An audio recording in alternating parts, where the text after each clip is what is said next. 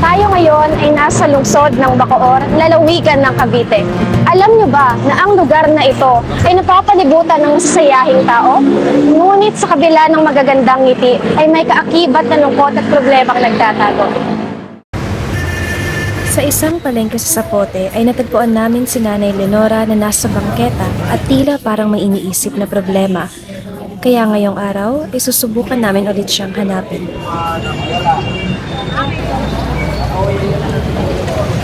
Kahapon ay may nahanap na kaming pwedeng maging participant ng aming proyekto at napansin namin na talagang nangangailangan siya at gusto pa namin matanong sa kanya kung ano ba talaga ang buhay niya.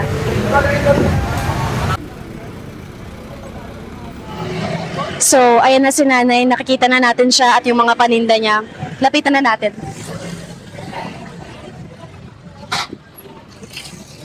Nay! Magandang araw po. Kami po yung kahapon. Kamusta po kayo? Mabuti naman. So, yung paninda nyo po, okay naman po? May mga bumibili naman po. Wala, matuman ngayon. Magdamang ilan araw na simulang Martes. Wala, nagtuhan at kita ko. Wala. Kamusta po kayo? Kamusta naman po kayo? Okay naman. Okay naman. Ano po mangyayari sa paninda nyo kung hindi po siya mabebenta? Hindi maubos. Tapon. Yan nga, isang plastic na oh. Puro tapon na. Sayang, ikaw naubos lang. Laki sana eh. 700 eh. Ayun, wala na. Wala nag 700. Saan po kayo kumukuha? Saan po kayo kumukuha ng mga farmers? Minsan alas 6 pa ako, alas 7. Natatapos ako pangunguha mga alas 2, alas 3. Hugasan ko pa, nakakatapos ako alas 4. Sa nga gabi na eh. May kasama ako kasi kung alas 12 kami nangunguha, naabutan kami alas 6, lalakad pa, naabutan alas 8. Minsan po, yung... Ako lang mag-isa hanggang alas 2 kasi pa isa-isa. Doon dyan ang lugar namin. Okay. O yung kinukuha na malayo, naabutan kami alas 6, alas 7 gabi. Malayo yun. Minsan po, yung mga anak nyo, tinutulungan naman kayo na magtinda. Hindi ako tinutulungan na. Tinatakbuhan ako nila. O tinatakbuhan ako nila dati, natulong. Ngayon di na. Pag makakita ako, tumatago kasi puro laro. Ano po ba sila? Mobile games? Ganon? Nagsa-cellphone? Mahilig po sila maglaro? Sa cellphone. Addict sa cellphone. Ang dalawa kong anak. Ay, yung ano nyo naman po? Asawa nyo? May asawa po ba kayo? Meron. Minsan, may trabaho naman. Ako ang pa rin aking. Kunti lang kita niya kasi pag matapos ng bahay, kasi hindi yung kumpanya bahay lang ginagawa. Hindi kumpanya ang trabaho niya. Mahaba-haba rin ang naging usapan namin ni Nanay Lenora. At lumipas ang ilang sandali, ay niyaya na niya kami patungo sa kanilang tirahan.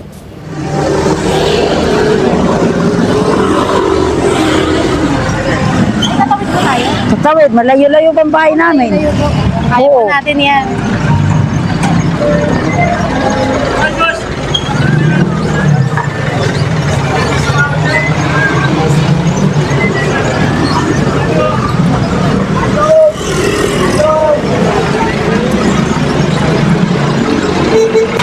So, sino lang po yung nasa bahay nyo ngayon? Parang wala yata tao ngayon kasi asawa ko mamaya pa mauwi yun. Baka may pasok yata. Minsan nag-e-bike, minsan bahay. Yung ginagawa. e-bike po, like na E-bike pa yung kasi sa Ayun. nakuan. naghahatid na din siya. Oo. Ayun. So, ilang araw po kayo nag-stay sa mga natutulog dito sa palengke? Minsan may gatsong linggo. Itong Martes. Isang linggo po? Hindi. Itong Martes pa ako. Martes na alas 8 gabi. Grabe pala, Nay. Kaya na po. Hindi na po. Hindi. Sanay naman akong tulak. Sanayan lang. Oh. Mahirap palang daan nyo dito, Nay, no? Lubak-lubak. Maganda talaga, hindi lubak-lubak, diretso. Labi na doon papasok ka amin. Skinit, sobrang maliit. Habang kami naglalakad sa ilalim ng arawan, napansin naming paliit ng paliit ang mga daanan. At para kaming nakikipagpatintero sa mga sasakyan, makatawid lang sa kabilang kalsada. Personal ko ring naranasan ang kanyang pinagdaraanan. Mahigit kumulang 1 dekadang pagtitinda ng kangkong. Nagkaroon na rin ako ng tsansa na mapakinggan ang kwento niya. Si Nanay Leonora ay lumaki sa Tacloban. 12 taong gulang pa lamang siya nang siya'y lumuwas ng Maynila. Isinantabi ang mga pangarap at piniling makipagsapalaran dahil sa hirap ng buhay. Nang siya'y magkaroon ng sariling pamilya, napagdesisyonan niyang manatili na lamang sa Maynila. At naikwento niya rin na 5 taon na ang nakalipas nang huling makausap niya ang kanyang kapamilya sa probinsya. Gustuhin man nilang mag-anak ang umuwi, pumipigil naman ang problema sa salapi. Ngunit makalipas ang mahaba-habang lakaran at pagkukwentuhan namin ni Miss Leonora, ay nakarating din kami sa kanilang tahanan.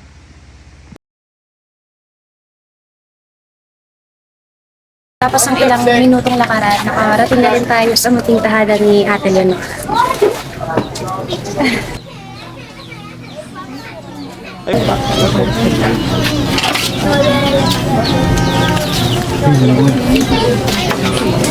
Pwede po ba kami pumasok? Ako, babalik agad sa mason. Hatid ko lang anak ko. Nay, pwede niyo po ba kaming i-tour sa bahay niyo? I-tour. Ipakita niyo po yung bawat sulok ng bahay niyo. Pasok. Opo. Yan. Wow! So ano po to? Ito po yung kitchen. Ito po yung Lipat kwarto. na namin dito, pero mahal po ang kami dito. Bakit bayaran? Hmm. Hindi namin kaya. Binabayaran niyo pa rin po siya hanggang ngayon. Hindi. Malipat yung mura-mura. Hmm. So ito po yung kwarto nila. Dito po kayo 4 natutulog. Hmm. Sir namin, Okay. Ay, babae po yung anak niyo? babae. Babae po. Puro Okay. babae. Hmm. Yung kitchen ni Miss Leonora, dito sila nagluluto. Actually, parang dito na rin sila naglalaba. And dito naman, makikita natin na andito rin yung CR nila. Talagang mararamdaman mo na yung espasyo is limitado talaga sa galaw. May-ari yan eh, yan mga trope. Ito pong trophy sa may-ari. Oo, hindi, lumipat dito yan. Pinag-iwan ko, lumipat na namin, wala pa na buwan. Hmm. Trope yan, ang mga umalis dito ng upahan. Naiiwan na nila. Iniwan nila. Pati yung mga lagayan, Ang dami nilang patungan bag. sa kanila yan. Pati po yung bag.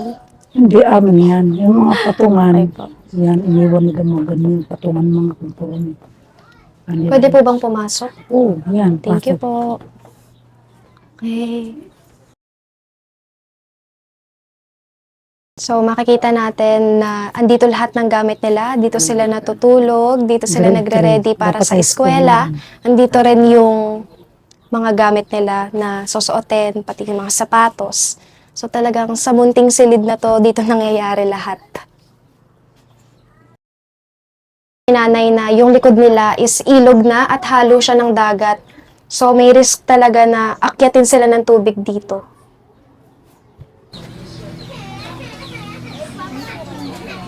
So, pagkapasok nga natin sa munting bahay ni Miss Leonora, mapapansin natin na sa 4 na tao, medyo magiging limited ang galaw nila. So, ayun po. Miss Leonora, kamusta naman po kayo? Kamusta naman po kayo? Okay naman. Naantok na po siya.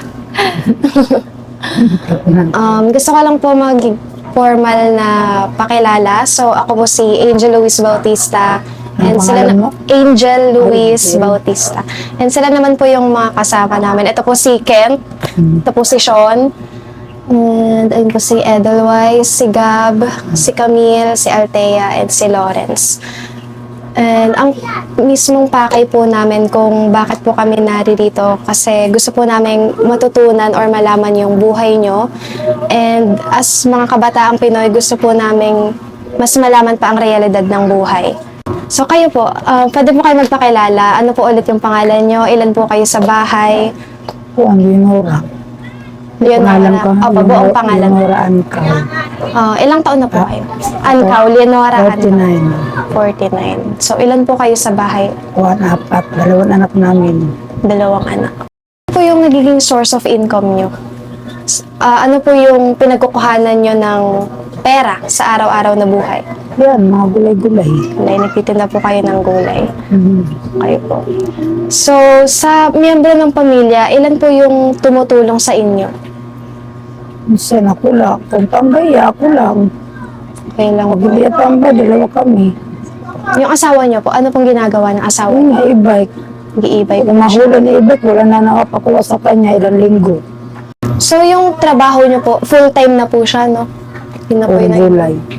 Lalo, kung magtinda malunggay, laking kita malunggay eh. Tas, Kung hindi malagas, malagas, lugi. tas minsan din na rin po kayo natutulog, halos ilang linggo, ilang araw. Minsan, isang linggo, minsan 4 na araw. So, yung Nakikita sahod mo nyo kaya po, paano nyo po siya binabudget sa bahay nyo? Budget na ko siya naman ako ng bahay, yung isa ko. Diyan, pinupuntahan ako pambili na, pambayad ng ano ito, ilaw. Iyon. Pinupuntahan ko, binibigyan kong pera. Okay po. 600. So, parang Minsan, kayo na po, araw, pangkain. parang kayo na po yung gumagastos. 50, sa Linggo. Ako pamakot ang kahoy yan na, wala nagagawang gasto. So, may tinatanggap po ba kayong mga pension like 4Ps, Mga SSS? kong duling eh. Wala po. Ganda sana kung may kuang purpose. Hindi na kayo maghihirapan mga pangpambata. Hangga. Yung dalawa niyo pong anak, nakakapag-aral naman po sila. O, grade Grade 3. Ilan taon na po yung dalawa niyong anak? 3. Ang panganay ko, 12. 12 years old. Yung isa, 11. So, 11, high school na po yung isa. High school na sana. High school na po sana. Grade 3. Narakadakdan dati, di man ako marunong mag-answer. Alam ko lang magbasa. Okay po. Ako marunong mag-answer. Grade 2 lang kasi ako eh. O grade 4. Isang linggo lang pasok ko din ako. Magkaaral. Okay. So, kapag nagkakasakit po kayo, nakakapagpagamot naman po kayo. Pero, pag kaya ko, bakit ako may sakit, doon pa rin ako. Pag di ko na kaya, nauwi ako. Dito Di ko po, na kaya. Yung bisis, nangayayat na lang ako. Pag mawala naman sakit ko, mabalik naman ako doon. O, kahit meron ako sakit, at ang kaso, may kuwan ako, lalong sakit ko. Datrinat. O, kung kaya ko ba, kung iba pa yun, di na yun kahilo-hilo pa ako. Sige pa rin. Pag kaya ko pa. Pero kung iba pa yun, hindi yun makakuwan. Papahinga yun. Mabait asawa nila eh. Buti sa kanila, mabait. So, sa personal nyo po na wish, ano pong gusto nyo maging wish para sa pamilya nyo? Mahiling. Apa, pamilya. Maging maayos ang tuwan. Kamutangan namin. So, nung dati po, like sa panahon pa ni Rizal na wala tayong boses, ngayon po, ano sa tingin ninyo yung pinakamatinding sanhi kung bakit may kahirapan? Bakit po naghihirap yung mga tao ngayon? Ba't alam? Ayaw pala kung paano kahirapan. Nakamahal ang bilihin. Ay kung mura lang, ang konting pera matagal maubos. Diba? Mahal ang bilihin na eh. Opo, mahal na po. Lalo na may inflation. Ngayon po na kung mananawagan po kayo sa gobyerno, ano pong gusto nyong hingin na tulong sa kanila? Kung mahingin tulong, palagay ko mahingin tulong. Opo. Bigyan kami sa sariling bahay. Diba? Ganon. So, ayun po, no. Ano po yung mga pinanghahawakan yung lakas para magpatuloy-tuloy pa rin? Kaya po nagpupursige pa rin po kayo magtinda para sa mga anak niyo po, para po sa ikabubuti po nila. Ay, oo. Kain muna po kayo, di po kayo nag-aalmusal eh. Hindi na. Hindi pa ako nagutom. Pag malipasang gutom, nawawalang gana. Kamusta naman po yung mga anak niyo? Dalawa niyong anak. Buti naman. Nakakatulong naman po sila sa trabaho. Dito yung isa ko, yung maliit ko, yung bunso. Ano yun, marunong na yung maglinis, maghugas. Hmm, Oo, Yung isa ko, tamad, isa po. may katamaran. Kapag nagstay po kayo sa palengke ng ilang araw, like isang linggo na, paano po kayo Ang ganda sana kumakain? kung hindi matuman, ang ganda sana kita eh. Kasi ngayon, matuman, simula na December. Kwento niyo rin po kung paano po kayo kumukuha ng gulay. Saan po Ha? kayo kumukuha ng Sana, kung wala akong makuhaan, yung hindi tanim. Ano yung mga hindi tanim? Kung wala na akong makukuhaan, nanimili-mili lang akong kunting puhunan, napapalago ko rin. O, bili kang tarbos kamote, malunggay, saluyot. Di ba? Opo. Ngayon, bibigyan na natin si nanay ng munting regalo since magpapasko na rin. So, tara. So, nanay, since magki-Christmas na rin po, magbibigay po kami ng kaunting pang Noche Buena. So, ito po.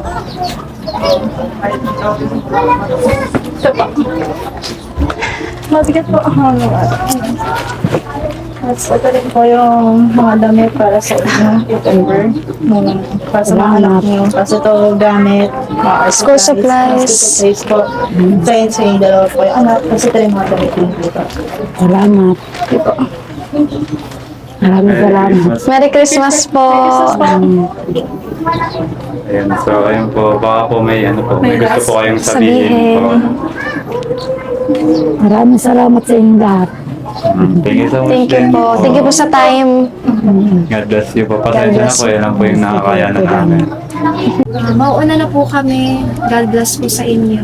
Thank you so much po. So, ayun po. Ano na pong balak niyong gawin after? Mamaya? Babalik ako mamaya. Tutuloy mo naman.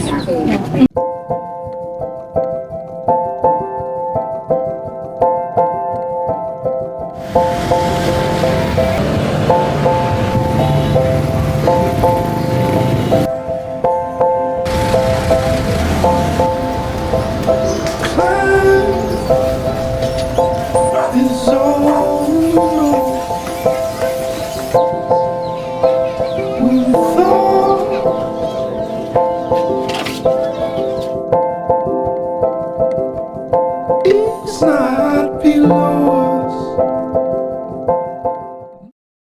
My name is Angel Luis Bautista and ako po yung nag-interview kay Ma'am Leonora. So, ang insights ko po throughout the process is how kindness is essential. Kasi through kindness, we can create genuine trust, relationship, and bond. And another thing that I think we should focus more on is the agricultural sector.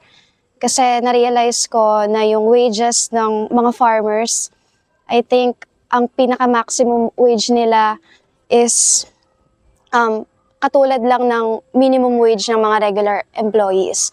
So I think now we should consider yung mga rendered services nila, like how many hours sila nagtatrabaho para lang makapag-provide ng mga natural resources na fresh para sa mamamayan.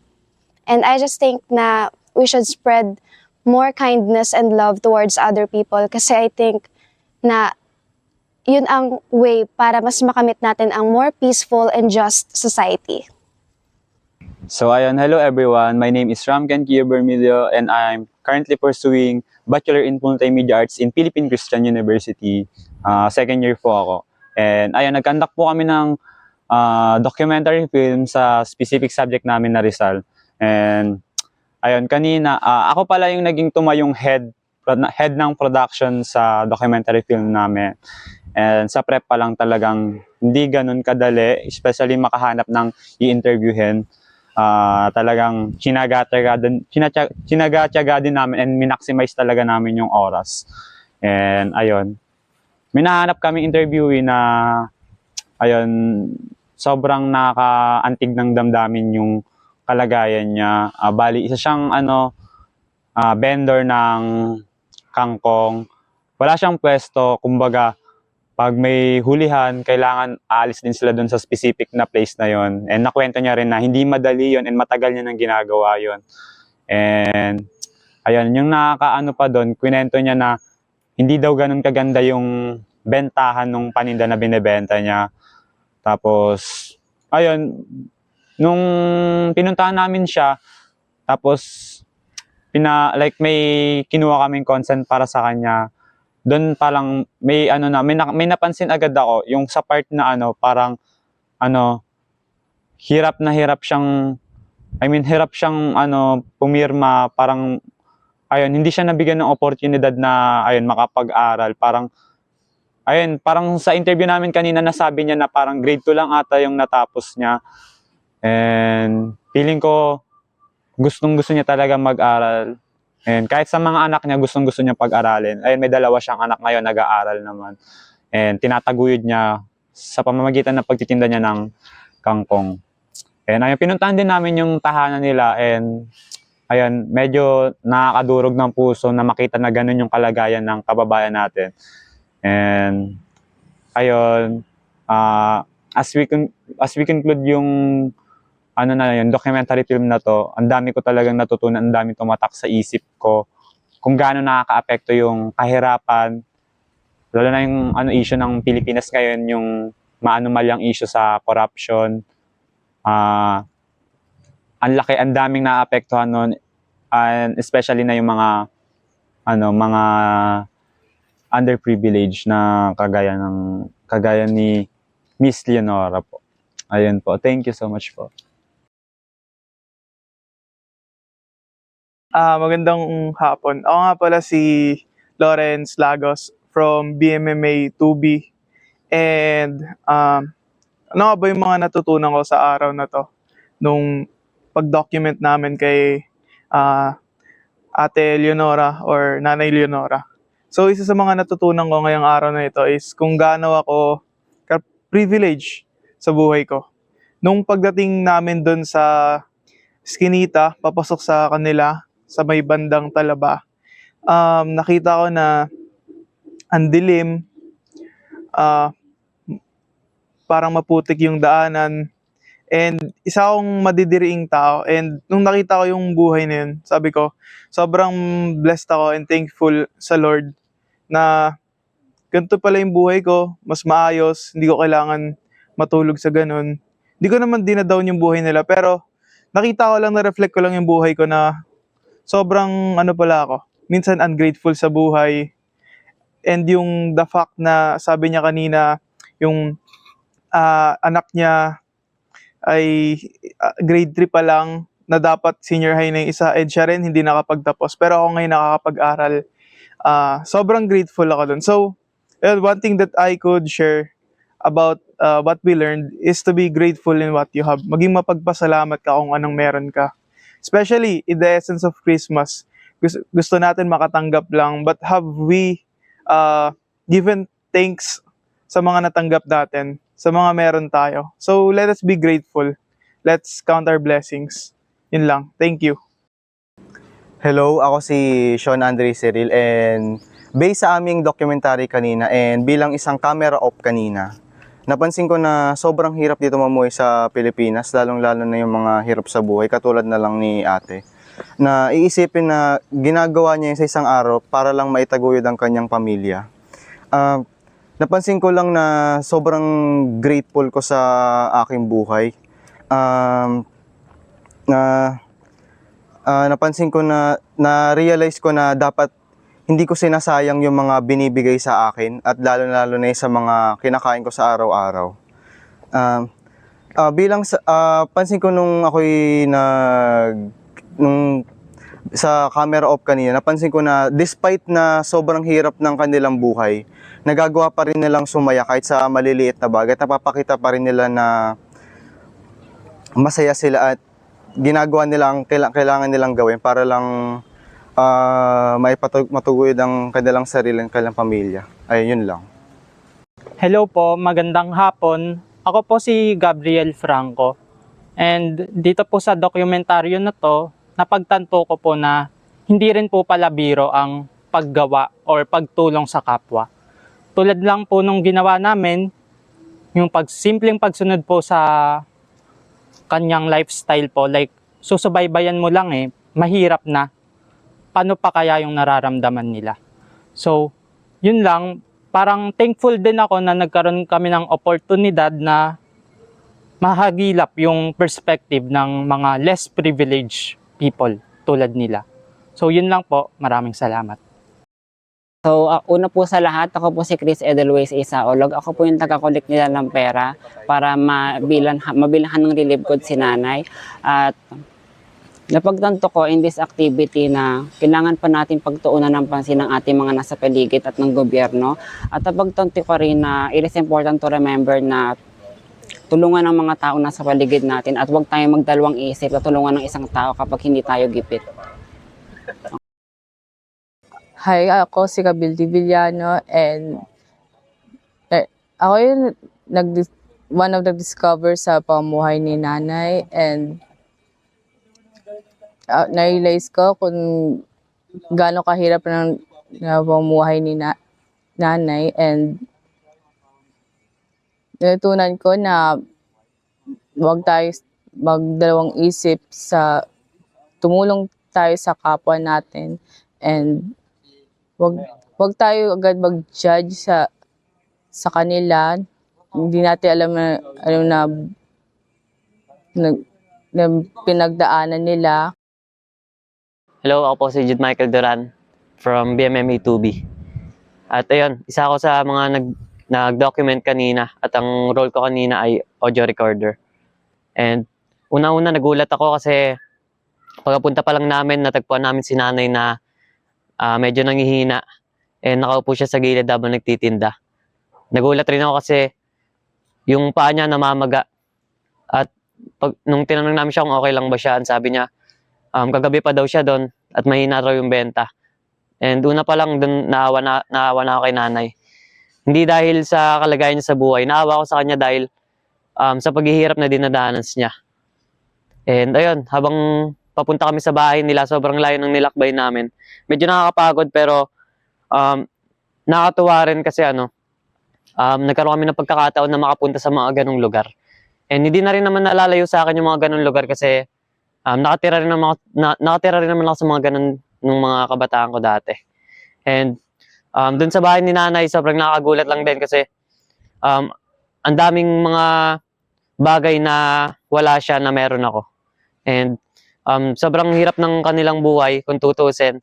Marami silang mga paghihirap na tinatamasa ngayon. Makikita naman sa mga sinasabi ni nanay kanina. And habang nag-shoot kami, doon nare-realize kung paano yung dedication ni Rizal na makatulong sa kapwa. Doon ko na-realize na kung paano niya gustong baguhin ang bansa natin. And bilang isang mag-aaral, nagkaroon ako ng eagerness na baguhin kung ano mang ang kaya kong baguhin sa bansa natin. And ayun, dahil kay Nanay Leonora, na natuto kaming lahat na maging matyaga sa buhay at maging masipag. Natuto kaming lahat na maging dedikado sa lahat ng mga ginagawa namin. Tsaka ayun, nakakatuwa lang din kasi natapos namin tong filming ng marami kami natutunan. Yun lang po.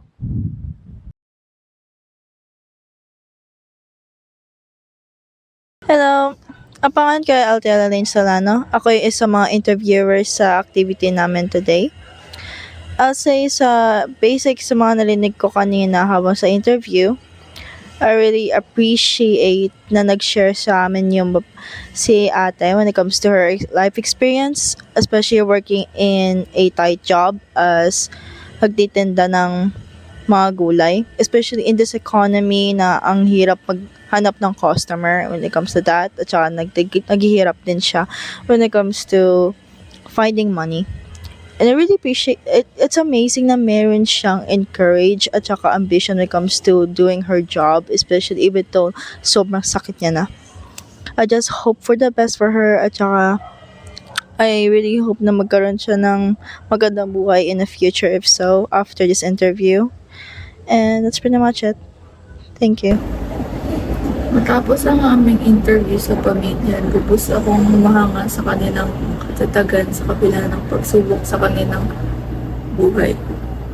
Ang kanilang kwento ay nagsisilbing paalaala na hindi lahat ay binayaan ng maginhawang buhay. Kaya't napakahalaga na ipakita tayo ng malasakit at suporta sa isa't isa. At bilang mga mag-aaral, ang kanilang karanasan ay isang malaking aral upang lalo pang paggigihan namin ang aming pag-aaral. At pahalagahan ng edukasyon bilang susi ng pag-angat sa buhay. Higit sa lahat, naunawaan namin ang kahalagahan ng pagboto ng tama at pagpili ng tamang leader na may puso para sa mahihirap. Upang ang kanilang mga boses ay mapakinggan at ang kanilang mga pangangailangan ay matugunan.